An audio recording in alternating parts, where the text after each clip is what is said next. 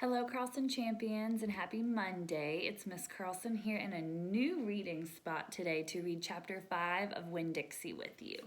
And I've got my comfy socks on, and I just figured I'd read in here today for a change of scenery.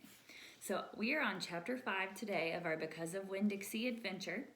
So far, we have read a lot and we've learned a lot about four main characters. So we've learned about the preacher, we've learned about Opal, we've learned about Winn Dixie, and we've learned about Mr. Alfred. Now, we also learned about a character who we won't get to meet because she left the family early on in the book before we even jumped into the time period of Opal's life, and that was her mother. So chapter 4 was a very important chapter because the preacher listed 10 things that he remembered about her mother to let Opal know, because Opal wanted to get to know her mom more. So if you haven't read chapter 4, read that because it's an important chapter. Chapter 5, we're going to start diving into more of Opal and Winn Dixie's adventures. So we'll be meeting some new characters and just enjoying some more fun things happening. So I'm on page 33 at the top of chapter 5, so if you have your book, follow along with me. Winn Dixie couldn't stand to be left alone. We found that out real quick. If me and the preacher went off and left him by himself in the trailer, he pulled all the cushions off the couch and all the toilet paper off the roll. So we started tying him up outside with a rope when we left. That didn't work either. Winn Dixie howled until Samuel, Mr. Detweller's dog, started howling too. It was exactly the kind of noise that people in an all-adult trailer park did not like to hear. He doesn't want to be left alone, I told the preacher. That's all. Let's take him with us. I could understand the way Winn Dixie felt. Getting left behind probably made his heart feel empty.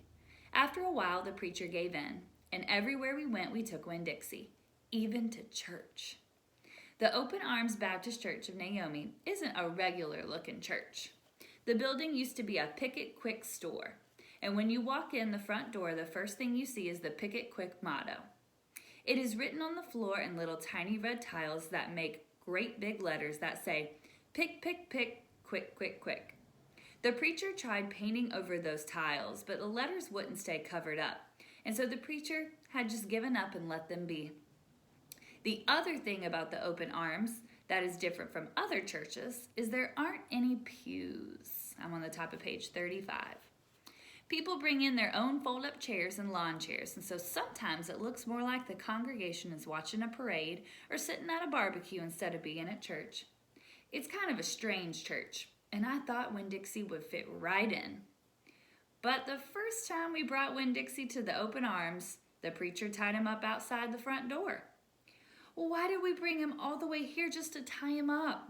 I asked the preacher. Because dogs don't belong in church, Opal, the preacher said. That's why. He tied Winn Dixie up to a tree and said how there were lots of shade for him and that it ought to work out real good. Well, it didn't. The service started and there was some singing and some sharing and some praying. And then the preacher started preaching, and he wasn't 2 or 3 words in his sermon before there was a terrible howl coming from outside. The preacher tried to ignore it. Today, he said. Oh, said Winn Dixie. Please, said the preacher. Oh, said Winn Dixie back. Friends, said the preacher. Oh, oh, wailed Winn Dixie. Everyone turned in their lawn chairs and fold-up chairs and looked at one another. Opal, said the preacher. Oh, said Winn Dixie. Yes, sir, I said. Go get that dog, he yelled. Yes, sir, I yelled back. I went outside and untied Winn Dixie and brought him inside. He sat down beside me and smiled up at the preacher, and the preacher couldn't help it. He smiled back. Winn Dixie had that effect on him. And so the preacher started in preaching again. Winn Dixie sat there listening to it, wiggling his ears this way and that way, trying to catch all the words, and everything would have been all right, except that a mouse ran across the floor. The Open Arms had mice. They were there from when it was a Pick-It Quick-It, and there were lots of good things to eat in the building. And when the Pick-It Quick became the Open Arm Baptist Church of Naomi, the mice stayed around to eat all the leftover crumbs from the potluck suppers. The preacher kept on saying he was going to have to do something about them, but he never did. That's where it gets good. Because the truth is, he couldn't stand the thought of hurting anything, even a mouse.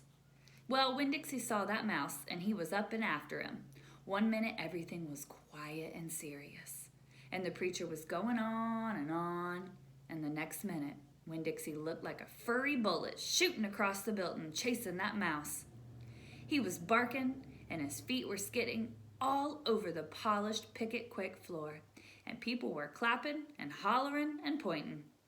They went real wild when Dixie actually caught the mouse. "I have never in my life seen a dog catch a mouse," said Mrs. Nordley. She was sitting next to me. "He's a special dog," I told her.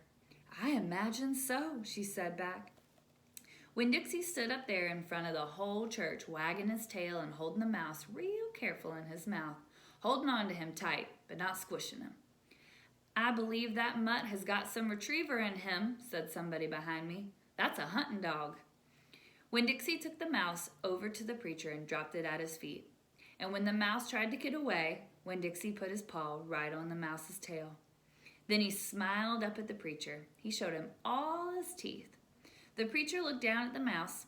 He looked at Winn-Dixie. He looked at me. He rubbed his nose.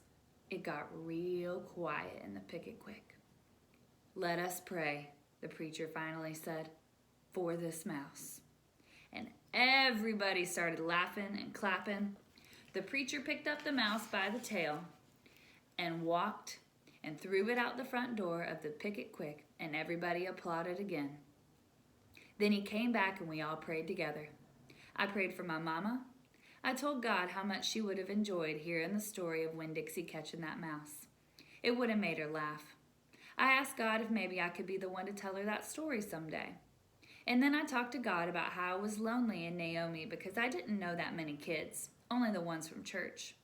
And there weren't that many kids at the Open Arms Church, just Dunlap and Stevie Dewberry, two brothers who weren't twins but looked like they were, and Amanda Wilkinson, whose face was always pinched up like she was smelling something real bad, and Sweetie Pie Thomas, who was only 5 years old and still mostly a baby. And none of them wanted to be my friend anyway, because they probably thought I'd tell on them to the preacher for every little thing they did wrong, and then they would get in trouble with God and their parents. So I told God that I was lonely, even having Winn-Dixie. And finally I prayed for the mouse, like the preacher suggested. I prayed he didn't get hurt when he went flying out the door of the Open Arms Baptist Church in Naomi. I prayed that he landed on a nice, soft patch of grass.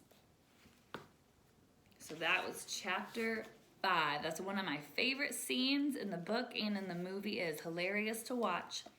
So we have met a few more characters. I will tell you the couple people that speak in the book, like Mrs. Nordberry, she doesn't come around again, but Stevie Dewberry, the Dewberry boys, Stevie and Dunlap Dewberry come around.